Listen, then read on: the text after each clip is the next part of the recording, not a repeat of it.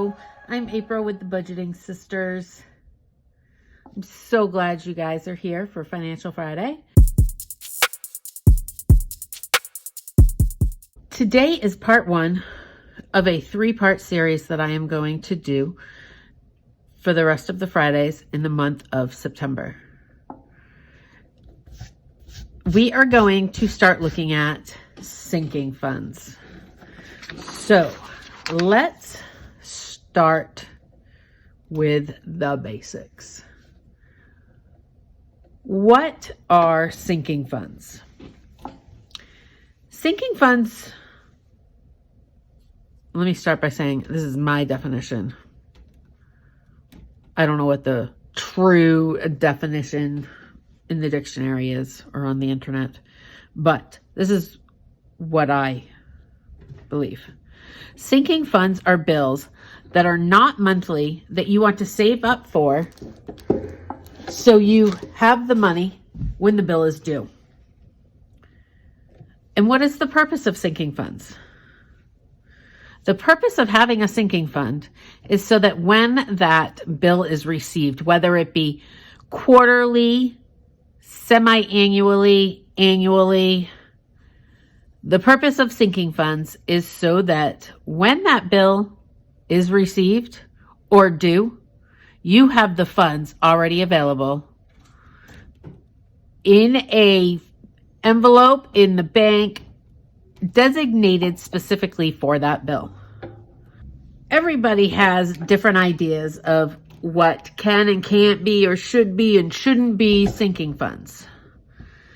But anything you want to have be a sinking fund can be a sinking fund.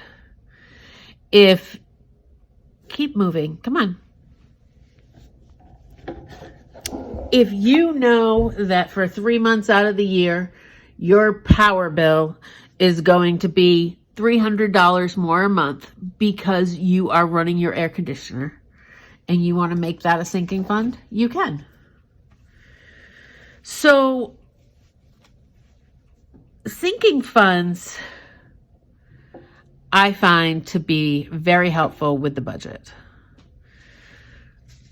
I like setting aside a little bit of money every month so that when my property tax is due or when my car registration tags, whatever you might call it, is due, the money is already saved and ready.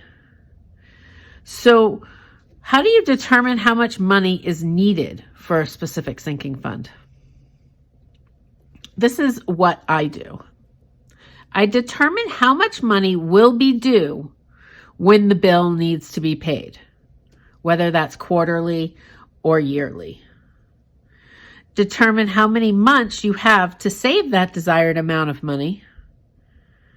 Take that amount of money, divide it by the number of times you can add funds to that sinking fund, and that will tell you how much money you need to save every time. So let me give you an example. Let's say I'm trying to quickly come up with a number that's easy. Let's say my HOA is $600 and it is due. We're in September right now. So it is due August of 2024. So I've got 12 months to save $600. So that means if you take 600 divided by 12, in my head, I'm coming up with 50, but let's do it on the calculator. 600 divided by 12 equals $50. So that means every month you have to set aside $50 so that when that bill is due, you already have the money. Now, if you want to break down that $50 a month into how many paychecks you receive and take it out every pay period, you can do that also. That if you got paid bi-weekly, that would be $25.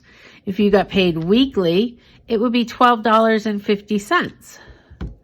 And then when you get that bill in the mail, you don't need to panic. You can say, oh, I already have that money in my sinking fund. And you just pay the bill. So, as I've said probably 5 times already in this video, I love sinking funds. I pay so many bills monthly that I would love to get on yearly. I pay my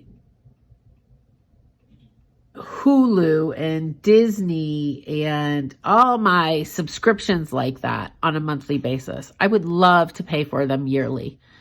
I would love to pay for my P.O. box yearly rather than monthly. And some of these you'll find you incur a lesser charge if you pay yearly. A lot of times car insurances, if you pay it quarterly or semi-annually or yearly, you get a discount. I don't for some reason, and I really wish I did, because I would love to pay that on a semi-annual or annual basis. So look over your current budget. Look over your subscriptions that might not be in your budget, or your things that come up yearly, like your car registration, your property tax, your HOA dues. Those are still bills, even though you don't have them in your monthly budget. Our homework for this week, for when we come back next Friday, is to come back with a list of examples of things that you think should be your sinking fund. Some of my examples are Christmas. I want to plan for Christmas all year. I don't want to start even 6 months before Christmas. I want to start 12 months before Christmas so that it's a less of a financial impact. Maybe your spouse hunts, and a hunting license is a lot of money. I don't know. Or he hunts, and he or she hunts, and let's hope they get something, and it has to go to the butcher shop, and you have to pay $600 for the butcher to do all the work. It would be great to have a sinking fund, to have that money already set aside. Clothes is another example of a sinking fund. Medical bills, pets. Let me know what you can think of that would be beneficial to have as a sinking fund.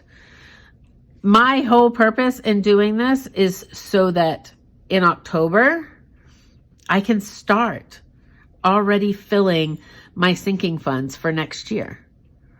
And some of them need to be filled pretty quick. If I want a sinking fund for my daughter's birthdays, their birthdays are in March. So I would only have October, November, December, January, and February. I would only have 5 months to contribute to that sinking fund. So I would take 5 months, divide that, with the number I want to spend, and figure out how much I need to save.